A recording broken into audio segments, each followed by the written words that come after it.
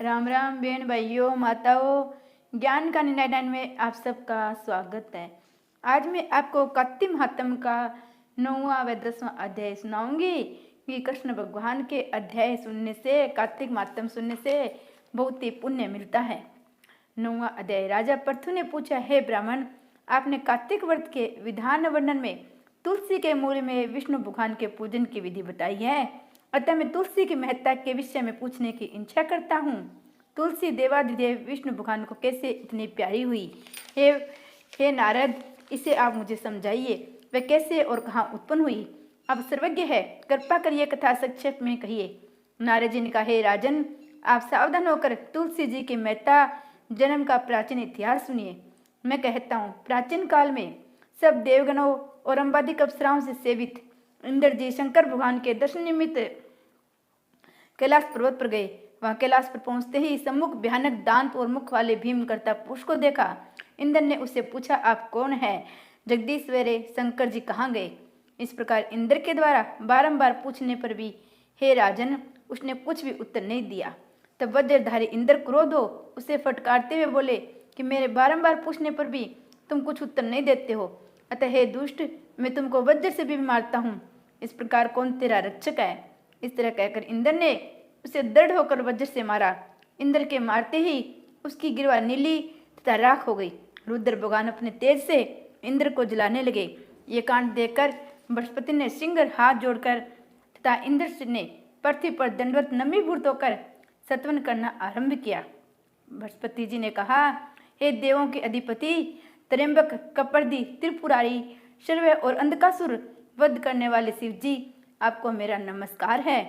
अदृश्य रहने वाले, अनेक आकृति धारण करने वाले, शंभु, यज्ञ विध्वंसक, यज्ञ फलदाता, कालांतक, काले सर्प को धारण करने वाले, ब्रह्मा का शिरोच्छेदन करने वाले, ब्राह्मण के हितकारी है शिव जी, आपको नमस्कार है। नारद जी ने कहा, इस प्रकार बृहस्पति की स्तुति करने पर तीनों लोगों को भस्म करने में सहस्त्र शिव जी अपने नेत्र को देखती हुई अग्नि को संभालते हुए बृहस्पति जी से बोले, हे देवगुरु, आपके सत्वन से मैं अति प्रसन्न हूँ। अपने इच्छा अनुसार वर मांगो। आज से इंद्र को जीव दिलाने के कारण तुम जीव नाम से संसार में विख्यात होंगे। बृहस्पति जी ने कहा, हे देव, यदि आप प्रसन्न है तो इस शरणागत इंद्र की रक्षा कीजिए और अपने नेत्र द्वारा उत्पन्न अग्नि को शांत कीजिए। शंकर जी ने कहा, नेत्र द्वारा फिर भीतर अग्नि कैसे जाएगी? इसको कहीं दूर फेंक दूं जिससे ये इंद्र को कष्ट न देवे। कृष्ण भगवान ने की जय। 10वां अध्याय। श्री नारद जी बोले, ऐसा कहकर शंकर जी ने उसे नेत्राग्नि को हाथ में लेकर खारे समुद्र में फेंक दिया। वह गंगा सागर के संगम पर गिरी। उक्त स्थान पर गिरते ही वह अग्नि बालक रूप में परिणित हो गई तथा बालक रोने लगा। उस बालक के रोदन से संपूर्ण पृथ्वी बारंबार कांपने लगी।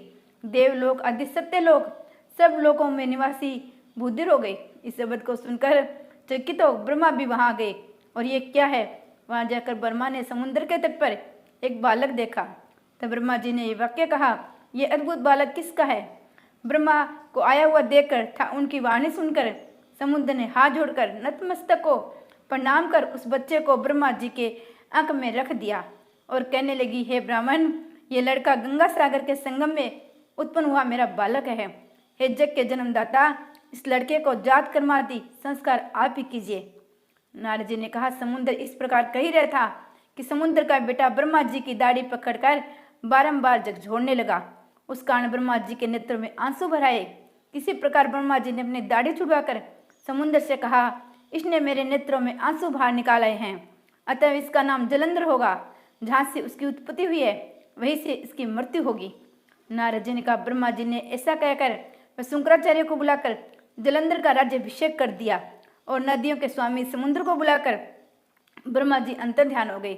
इसके पश्चात उस लड़के को राज्याभिषिक्त देखकर समुद्र के नेत्र हर्ष से उत्फुल्ल हो गए और समुद्र ने कालनेमी से उसकी पुत्री वृंदा का जलंधर की पत्नी होने के लिए मांगा। इस निवेदन पर कालनेमी आदि असुरों ने प्रसन्न होकर जलंधर को अपनी कन्या दे दी। वह भी अत्यंत प्रेमवती आज्ञाकारिणी भार्या पाकर शुक्र की सहायता से निर्भीक शासन करने लगा। कृष्ण भगवान ने की जय। जय कार्तिक महात्म्य की जय।